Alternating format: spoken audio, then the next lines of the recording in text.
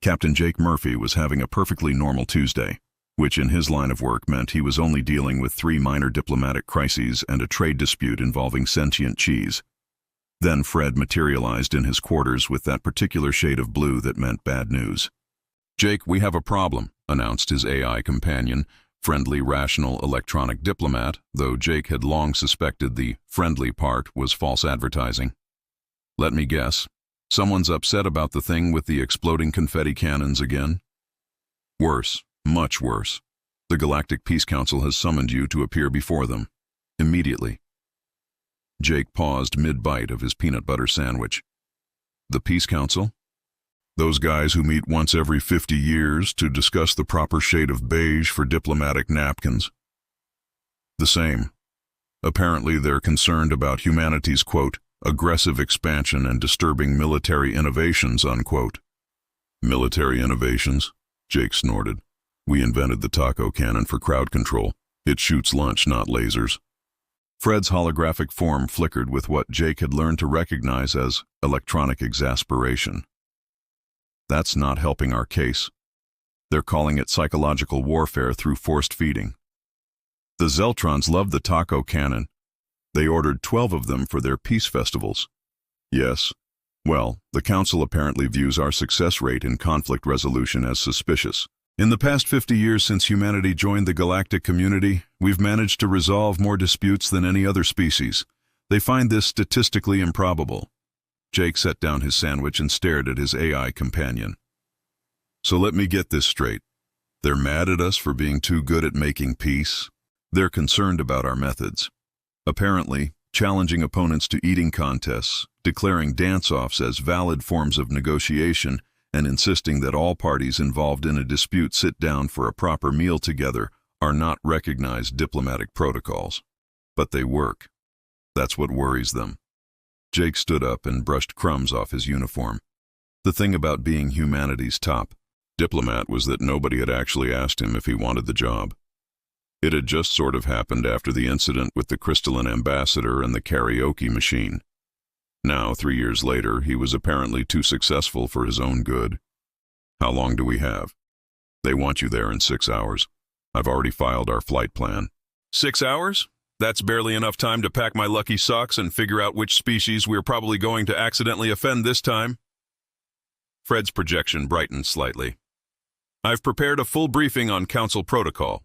There are 17 different ways to bow, 23 acceptable forms of greeting depending on the species' respiratory system, and 41 prohibited topics of conversation." "Or," Jake said, grabbing his jacket, "I could just show up and ask them what their problem is." The hologram flickered rapidly, which Jake had learned was Fred's equivalent of hyperventilating. "Jake, these are the most powerful beings in the galaxy. They control trade routes, military alliances, and the distribution of premium coffee throughout known space. You cannot simply ask them what their problem is. Watch me. This is exactly the kind of thinking that got us summoned in the first place." Jake grinned as he headed for the door. "Fred, my electronic friend, if there's one thing I've learned in this job, it's that the bigger the bureaucracy, the more they hate it when someone asks obvious questions. Such as? Such as, if they're so concerned about peace, why are half the species in their precious council actively oppressing the other half? And if we're so dangerous, why do the little guys keep asking us for help?" Fred's projection followed him down the corridor. "You're planning something, aren't you?" "Me? I'm just a simple human diplomat who asks too many questions and has an unhealthy obsession with making sure everyone gets fed properly during negotiations." "That's what I'm afraid of." As they boarded the shuttle that would take them to the council station, Jake couldn't shake the feeling that this summons was about more than just unconventional diplomatic methods. In his 3 years as humanity's representative, he'd noticed patterns. The species that complained the loudest about human interference were usually the ones with the most to hide. And the Galactic Peace Council, for all its grand name, seemed awfully invested in maintaining a very specific kind of peace, the kind where the strong stayed strong, the weak stayed quiet, and nobody asked uncomfortable questions about why things were the way they were. Well, Jake thought as the shuttle jumped to hyperspace, they were about to meet someone who specialized in uncomfortable questions. "Fred, do me a favor and pull up everything you can find on the current council members, their species, their territories, their recent activities. Certainly. Might I ask why? Jake settled back in his seat and smiled. Because something tells me this meeting isn't really about our diplomatic methods at all. The Galactic Peace Council station was exactly what Jake had expected. A massive, gleaming monument to bureaucratic excess floating in neutral space. It was the size of a small moon and about as welcoming as a tax audit. Remember, Fred whispered as they approached the main hearing chamber. 17 different ways to bow. Got it. Trip over my own feet and hope for the best. The chamber itself was designed to intimidate, which it did quite effectively. The ceiling stretched up into darkness, and the walls were lined with the flags of 347 member species. At the center sat 3 massive podiums arranged in a triangle, each occupied by one of the council's most influential members. Ambassador Glorbnik of the Crystalline Hegemony spoke first. His species looked like walking chandeliers, and his voice sounded like someone gargling with gravel and legal documents. Captain Murphy, Glorbnik intoned, you stand accused of violating 17 different articles of the Galactic Peace Accords through your species' reckless and aggressive diplomatic practices. Aggressive? Jake raised an eyebrow.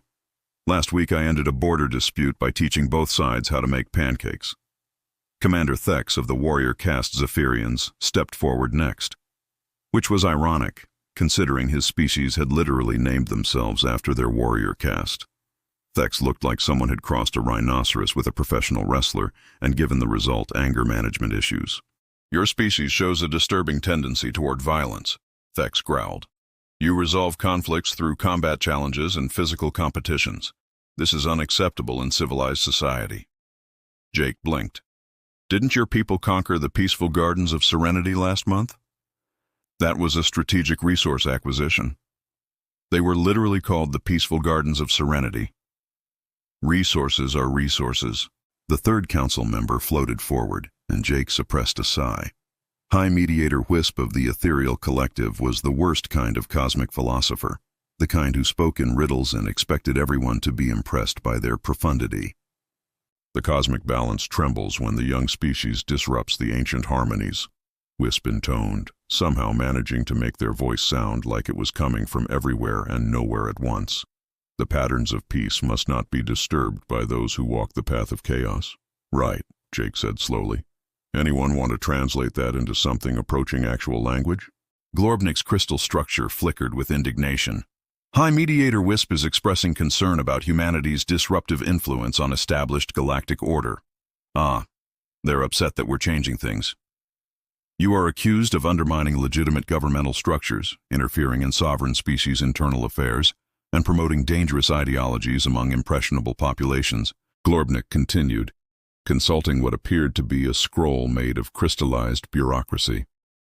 Jake looked around the chamber, taking in the elaborate decorations, the expensive materials, the sheer overwhelming grandeur of it all. Then he looked at the 3 beings accusing him of disrupting the peace. Can I ask a question?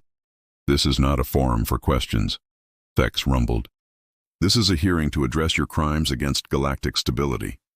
Right, but here's the thing. You're accusing me of being too aggressive, too disruptive, too willing to use violence. But looking around this room, I'm seeing representatives from species that have conquered half their neighbors, enslaved their AI, and speak in riddles to avoid giving straight answers about anything. The chamber fell silent. I mean, Jake continued, warming to his theme, Commander Thex, your people have been at war with someone or other for the past 3 centuries. Ambassador Glorbnik, the Crystalline Hegemony treats AI as property, which I find personally offensive given that my best friend here is an artificial intelligence. And High Mediator Wisp, your collective has a funny habit of absorbing other species into your consciousness, whether they want to be absorbed or not. These are complex geopolitical situations, Glorbnik protested. And yet you've called me here to complain about my diplomatic methods, which, if I'm keeping score correctly, have resulted in 0 conquered worlds, 0 enslaved populations, and 0 forced consciousness absorption. Fred's projection flickered beside him, and Jake caught what he was pretty sure was a smile. The patterns of judgment flow both ways, Wisp said cryptically. Okay. I'm going to need you to start using regular words because cosmic riddles aren't going to cut it in this conversation. Thex stepped forward menacingly. You dare to question the authority of this council? I dare to question anyone who claims to represent peace while actively participating in oppression. That's kind of what we humans do. We ask inconvenient questions and refuse to accept that things have to stay the way they have always been. The three council members exchanged glances, and Jake realized he'd hit something important. The formal charges, Glorbnik said stiffly, will be presented with evidence tomorrow. Until then, you are confined to guest quarters. As security escorts appeared to lead him away, Jake turned back to the council. One more question. When you talk about maintaining peace, whose peace exactly are you trying to maintain? The escorts hustled him out before anyone could answer, but Jake had seen their faces, and he was pretty sure he already knew the answer. The next morning, Jake found himself back in the chamber facing what Glorbnik dramatically called the evidence of humanity's crimes against galactic peace. Fred hovered nearby, projecting what Jake had learned to recognize as electronic anxiety. Let us begin with Exhibit A, Glorbnik announced, activating a holographic display. The pasta incident. The hologram showed a diplomatic meeting between humans and the Rigelian Trade Federation. Jake watched himself sit across from Ambassador Scrix, the Federation's chief negotiator, who looked like someone had crossed a squid with a particularly unpleasant middle manager. As you can see, Glorbnik continued, Captain Murphy deliberately escalated a simple trade negotiation into a bizarre challenge involving the consumption of alien foodstuffs. The hologram showed Jake sliding a plate of spaghetti across the table to the clearly disgusted Ambassador Scrix. I remember this, Jake said cheerfully. Scrix here was trying to corner the market on agricultural exports from 3 human colonies. His offer was insulting and he kept making jokes about human food being primitive. So you challenged him to eat spaghetti? Thex growled. I challenged him to try the food he was calling primitive. Seemed fair. If he was going to control our agricultural exports, he should at least know what he was selling. The hologram continued, showing Ambassador Scrix reluctantly trying the spaghetti, his expression changing from disgust to surprise to something approaching delight. What the recording doesn't show, Jake added, is that Scrix ended up ordering 12 cases of marinara sauce for his personal consumption and agreeing to a fair trade deal that benefited both species. You manipulated him through chemical addiction, Glorbnik accused. I introduced him to oregano, hardly the same thing. Wisp floated forward. The paths of influence twist through flavors unknown. Right. Moving on to Exhibit B, Glorbnik said quickly. The diplomatic immunity debacle. This hologram showed Jake and Fred at a spaceport checkpoint, their ship loaded with what appeared to be cargo containers. Captain Murphy used his diplomatic status to smuggle contraband across 7 different sovereign borders, Glorbnik intoned. Define contraband, Jake said. Refugees from the Zerian labor camps. Ah, so the contraband was people trying to escape slavery. Thex stepped forward. The Zerian system has the sovereign right to manage their labor force as they see fit. Their labor force of kidnapped children? Economic necessities sometimes require difficult decisions. Jake stared at the commander. Did you just defend child slavery by calling it an economic necessity? I stated a fact about sovereign rights. No, you stated that you're okay with child slavery as long as it's economically convenient. The chamber grew uncomfortably quiet. The point, Glorbnik said hastily, is that you violated diplomatic protocols. To save kids from being worked to death in mining camps. Yeah, I'd do it again tomorrow. Which brings us to Exhibit C, Glorbnik continued, clearly eager to move on. The Battle of Boring Station. This hologram was more dramatic, showing human ships engaging in combat around a small, unremarkable space station. Captain Murphy committed an act of war by defending this strategically worthless outpost against legitimate salvage operations. Thex announced. Legitimate salvage operations? Jake laughed. You mean when 3 different pirate fleets decided to strip mine an abandoned station? The station had no apparent value. Your defense of it was irrational. Fred, Jake said, would you like to tell them about the station? Fred's projection brightened. Boring Station was built around a dimensional anchor point that stabilized space-time in that region. Its destruction would have collapsed a subspace fold that served as a nursery dimension for the gentle shepherds of the Outer Rim. The who? Glorbnik asked. A peaceful species that exists partially in normal space and partially in subspace, Fred explained. They're incredibly advanced but entirely pacifistic. The destruction of Boring Station would have killed approximately 40 million of their young. The council members exchanged uncomfortable glances. This information was not in our briefing files, Wisp admitted. That's because the gentle shepherds don't make themselves known to aggressive species, Jake said pointedly. They only revealed themselves to us after we saved their nursery.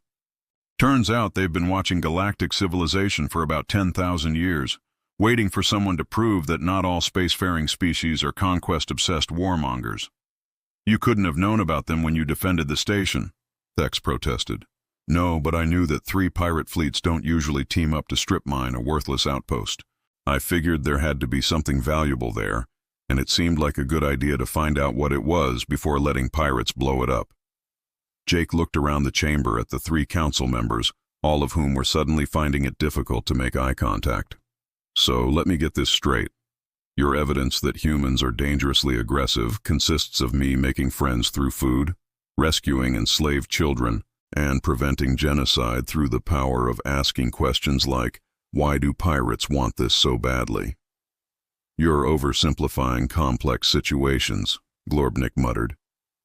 No, I'm pointing out that your definition of peace seems to require a lot of people getting hurt while you look the other way. Fred leaned over to whisper in Jake's ear, though of course everyone could hear him. I believe this is what humans call owning them. Jake grinned.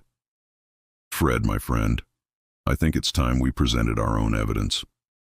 Jake stood up and gestured to Fred, who immediately began projecting a new holographic display. Since we're presenting evidence, Jake announced, I'd like to call my first witness. The hologram showed a group of small, furry beings that looked like someone had crossed koala bears with puppy dogs and given them opposable thumbs.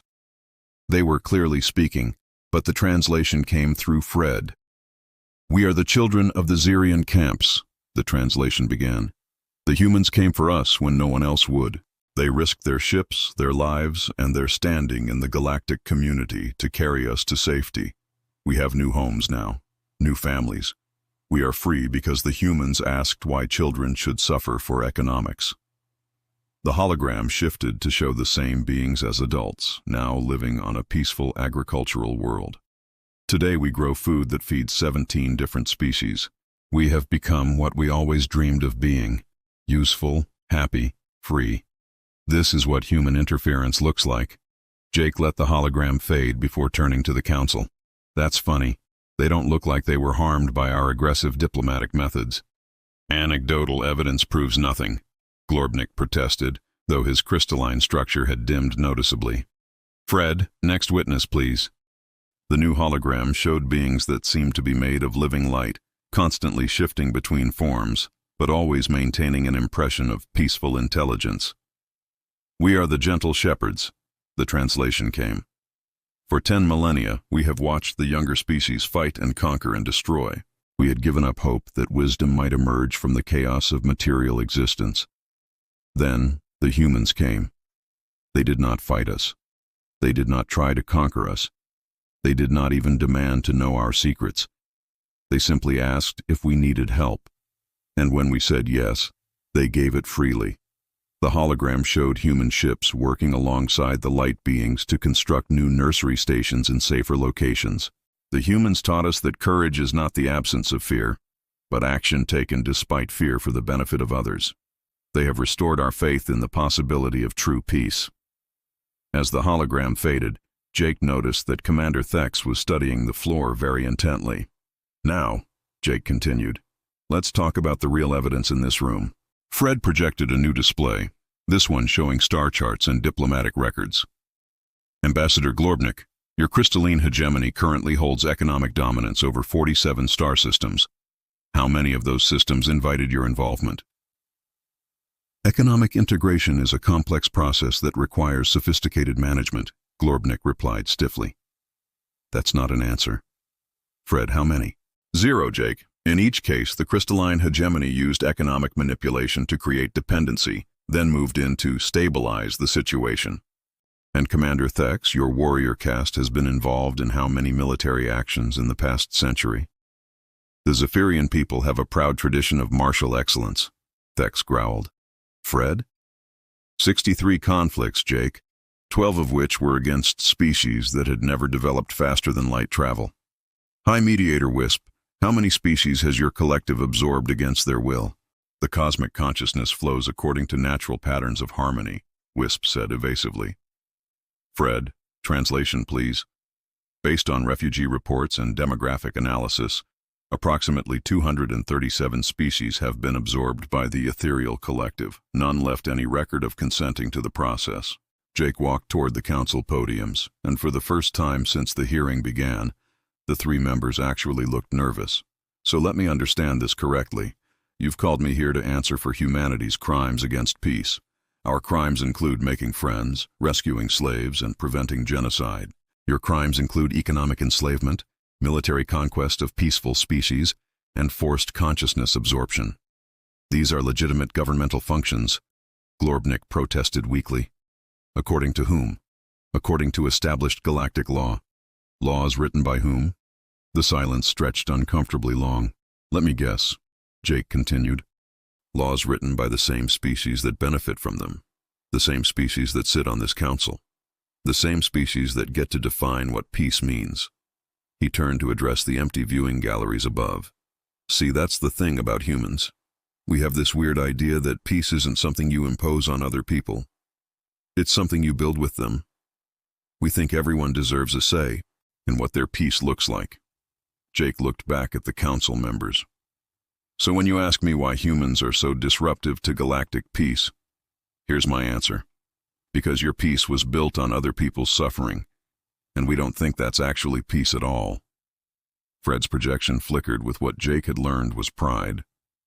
We're not here to conquer anyone or impose our will on anyone. Jake continued. We're here to ask a very simple question. What if peace meant that everyone got to be safe and free and happy? Not just the people with the biggest fleets and the oldest civilizations. Thex stepped forward menacingly. You're talking about revolution? Jake smiled. No, Commander, I'm talking about evolution. The question is whether you're going to evolve with the rest of us, or whether you're going to be left behind clinging to a system that never worked for anyone but you. The chamber fell silent again, but this time it felt different. This time it felt like the moment before something important changed. I think, Jake said quietly, it's time we talked about what real peace might actually look like. Jake gestured to Fred, who projected a new star chart showing the entire known galaxy. Different colored zones marked the territories controlled by various major powers. Ladies, gentlemen, and energy beings, Jake began, let me show you what your peace looks like from the outside. The chart zoomed in on specific regions, highlighting economic and military dependencies. The Crystalline Hegemony controls the agricultural output of 47 systems, but none of those systems see profits from their own labor. The Warrior Caste maintains protective garrisons on 60 planets that never asked for protection. The Ethereal Collective has absorbed so many smaller species that we've lost count of how many unique cultures have simply vanished. These are necessary functions of galactic governance, Glorbnik insisted, though he sounded less certain than before. Necessary for whom? Jake asked. Fred, show them the other chart. The display changed to show refugee movements, economic inequality indices, and what Fred had labeled cultural extinction events. Over the past 500 years, your galactic peace has coincided with the disappearance of over 300 unique species, not extinction through natural causes or even warfare. Absorption, economic dependency, and cultural homogenization. Jake pointed to specific data points on the chart. The melodic painters of Andromache 7. Their entire species was absorbed by the Ethereal Collective because their art was disturbing the cosmic harmony. The children of the deep gardens. Their homeworld was strip-mined for resources after the Crystalline Hegemony convinced them to sign an economic development contract they couldn't read. The dancing stars of the Outer Rim. conquered by the warrior caste because their pacifist philosophy was deemed dangerous to regional stability. Wisp floated forward urgently. These were natural processes of cosmic evolution. Natural? Jake laughed, but there wasn't any humor in it. There's nothing natural about erasing entire species because they don't fit your definition of order. He walked closer to the council podiums. Here's what I think happened. A few hundred years ago, the strongest species in the galaxy got together and decided that all this messy diversity was too hard to manage. So they created a system that looked like peace but was actually just organized oppression. They called it the Galactic Peace Council and gave it a pretty name and noble goals. The Council maintains order throughout known space, Thex protested. The Council maintains your power, Jake corrected, and it's worked great, right up until someone showed up who wasn't interested in maintaining the status quo. Fred projected a new image, a list of species names. Humanity has been contacted by representatives from 43 different species in the past 6 months. Not major powers, not council members. The little guys, the species barely hanging on, the ones your peace forgot about. Jake smiled, and for the first time since the hearing began, it was a genuinely happy smile. They want to know if we're interested in forming a new alliance, one based on actual equality and mutual respect, instead of economic dependency and military domination. The council members exchanged alarmed glances. You're talking about fragmenting galactic civilization, Glorbnik said. I'm talking about giving everyone a voice in how civilization works. The consequences could be catastrophic, Thex warned. For whom? You? Yeah, probably. For the 300 species currently being exploited by your system. I think they're willing to risk it. Jake gestured to Fred, who began projecting what looked like a constitution. We've been working on something we're calling the Mutual Defense and Cultural Preservation Alliance. Catchy name, right? The basic principles are pretty simple. No species gets to control another species' resources without their consent. No species gets to absorb another species against their will, and no species gets to decide what peace looks like for anyone but themselves. This is madness, Wisp declared. The cosmic order requires structure and hierarchy. The cosmic order, Jake replied, got along just fine for billions of years before you decided it needed management. He turned to address the empty galleries again, knowing that the proceedings were being broadcast throughout council space. To any species watching this who's tired of having their peace defined for them by someone else, we're offering an alternative, not conquest, not domination, just the simple idea that everyone deserves a say in their own future. Jake looked back at the council members, who were looking increasingly panicked. You can join us if you want. Reform your methods. Start actually protecting the species you claim to represent. Prove that the Galactic Peace Council can live up to its name. Or you can keep doing what you've been doing and watch your membership slowly drift away to something better. You're forcing us to choose, Thex accused. I'm giving you a choice, Jake corrected, which is more than you've given anyone else for the past 500 years. Fred leaned over. Jake, I'm receiving communications requests from 17 different species. They want to know how to join the alliance. 17? Jake grinned. We're up to 60 species now? Fred, I think we might actually pull this off. The 3 council members huddled together in urgent consultation, their voices too low to hear, but their body language screaming panic. Jake waited patiently.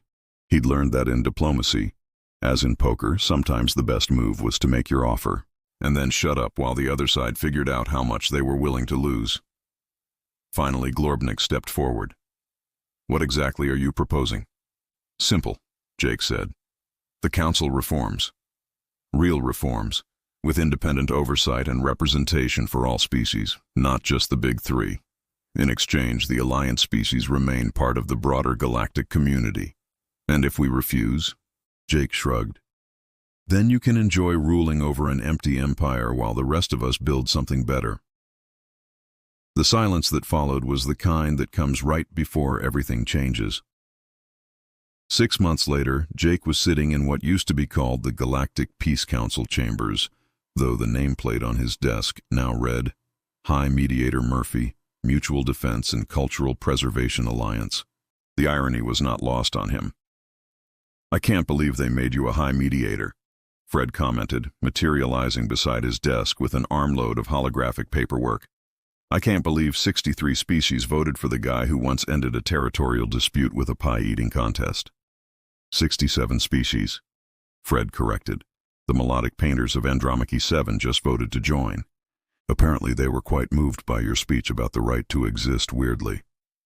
Jake looked around the renovated chamber. Where once there had been 3 imposing podiums for the major powers, there were now comfortable seating areas arranged in circles.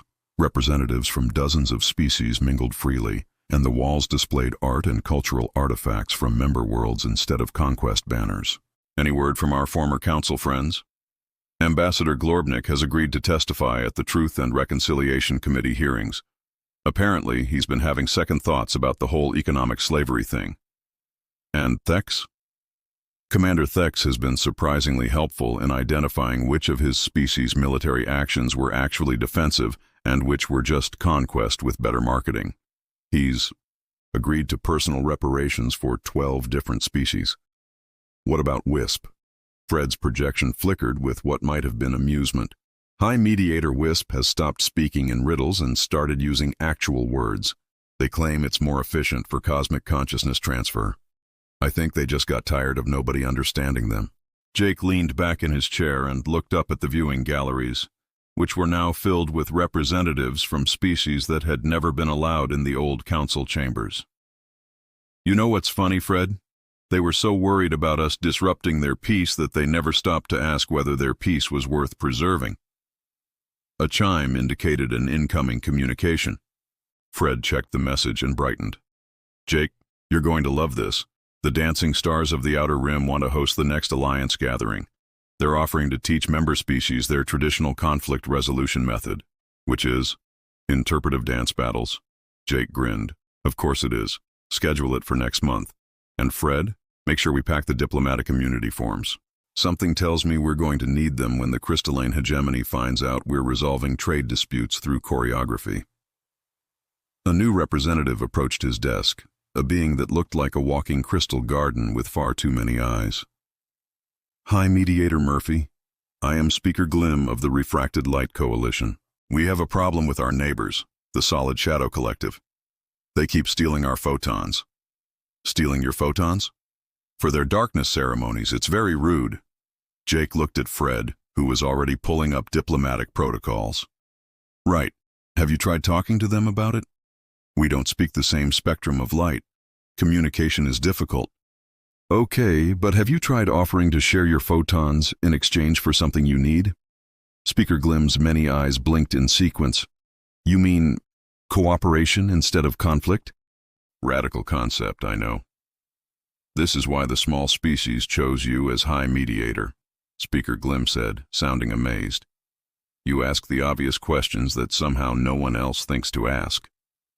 As Speaker Glim left to set up negotiations with the Shadow Collective, Jake turned to Fred. You know what I just realized? We never did answer their original question.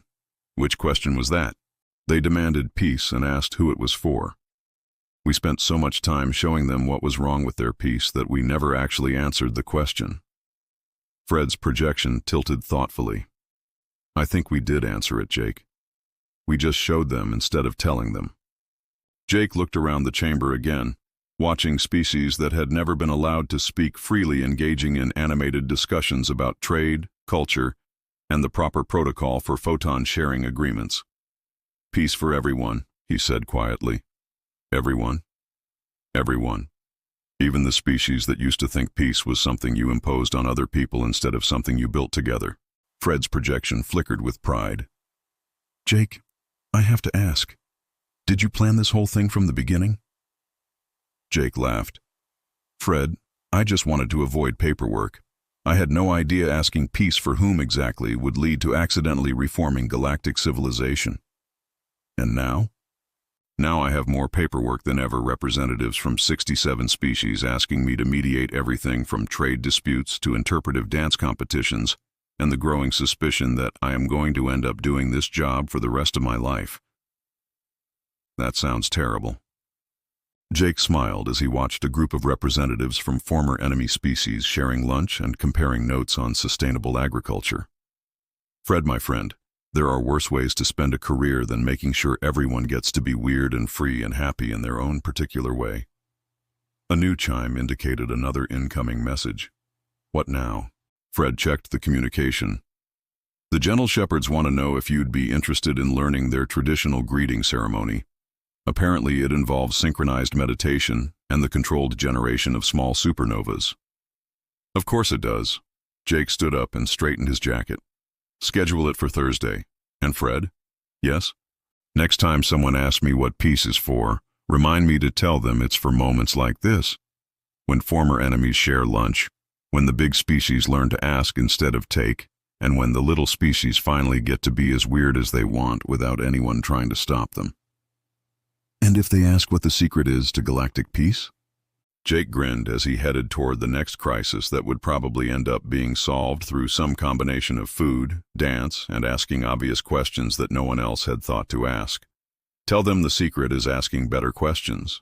Like instead of, how do we maintain peace?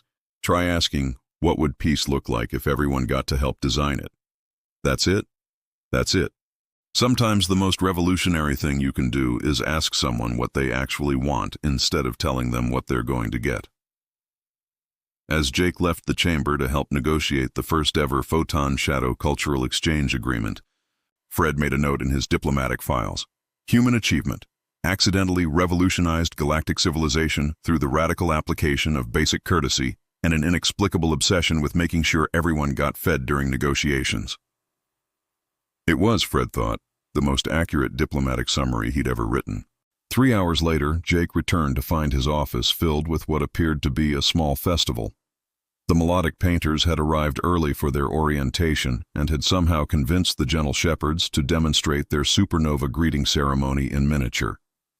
The result was a light show that had attracted representatives from half a dozen other species, who were now sharing snacks and comparing notes on their respective cultural greetings.